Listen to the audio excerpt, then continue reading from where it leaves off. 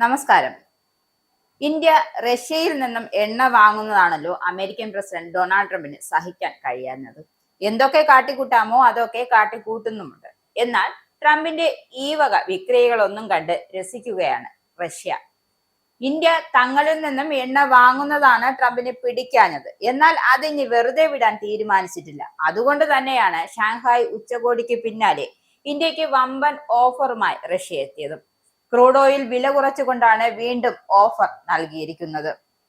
ബാരലിന് $4 വരെയാകും കുറയുക. ഈ മാസം പ്രതിദിനം ഇന്ത്യ 3 ലക്ഷം ബാരൽ ക്രൂഡ് ഓയിൽ വാങ്ങുമെന്നാണ് റിപ്പോർട്ട്. കഴിഞ്ഞയാഴ്ച റഷ്യയിൽ നിന്നും എണ്ണ വാങ്ങുന്നതിനുള്ള പിഴയായി അമേരിക്ക ഇന്ത്യക്ക് 50% ഇറക്കുമതി തീരുവ ചുമത്തിയിരുന്നു.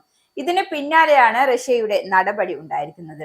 ഇന്ത്യ അടക്കമുള്ള രാജ്യങ്ങളിൽ നിന്നും എണ്ണ വിറ്റ് നേടുന്ന പണമാണ് റഷ്യ ഉക്രൈൻ യുദ്ധത്തിന് ഉപയോഗിക്കുന്നതെന്നായിരുന്നു US പ്രസിഡന്റ് ഡൊണാൾഡ് ട്രംപിന്റെ ആരോപണം.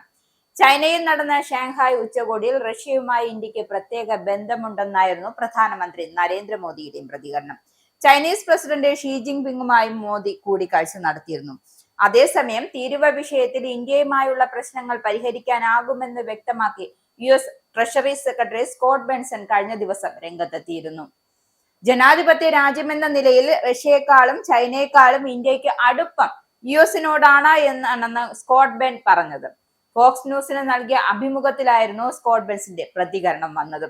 ഇന്ത്യയും അമേരിക്കയും തമ്മിൽ ഇപ്പോൾ നടക്കുന്ന യുദ്ധം ന്യൂഡൽഹിക്കും വാഷിംഗ്ടണിനും തീർക്കാനുള്ളതേ ഉള്ളൂ എന്നാണ് അദ്ദേഹത്തിന്റെ കണ്ടുപിടുത്തം. ഇന്ത്യ റഷ്യയിൽ നിന്നും എണ്ണ വാങ്ങുന്നതിനെയും ബെസന്റ് രൂക്ഷമായി വിമർശിക്കുന്നു. റഷ്യൻ പ്രസിഡന്റ് വ്ളാഡിമിർ പുടിനുമായി ചൈനീസ് പ്രസിഡന്റ് ഷീ ജിൻപിങ്ങുമായി ഇന്ത്യൻ പ്രധാനമന്ത്രി നടത്തിയ കൂടിക്കാഴ്ചയെക്കുറിച്ചുള്ള ആശങ്കയും ബെസന്റ് അറിയിച്ചു.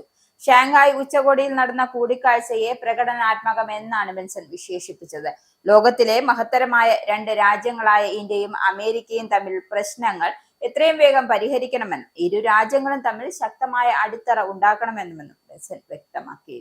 ഇസ്രായേലിന്റെ 5 സൈനിക താവളങ്ങളിൽ കനത്ത നാശനഷ്ടം. മോദി വെളിപ്പെടുത്തുന്ന ഇന്ത്യയുടെ വികസനത്തിന്റെ മയക്കുമരുന്ന് വിൽപ്പനയ്ക്കെതിരെ ശക്തമായ നടപടിയെടുത്ത് ഷാർജ പോലീസ്. അമേരിക്കയിലെ സാധാരണ മനുഷ്യരോട് കൂടിയാണ് കോൺഗ്രസിനുള്ളിൽ പങ്കുവയ്ക്കാൻ ഓപ്പറേഷൻ സിന്ദൂറിൽ ഉപയോഗിച്ച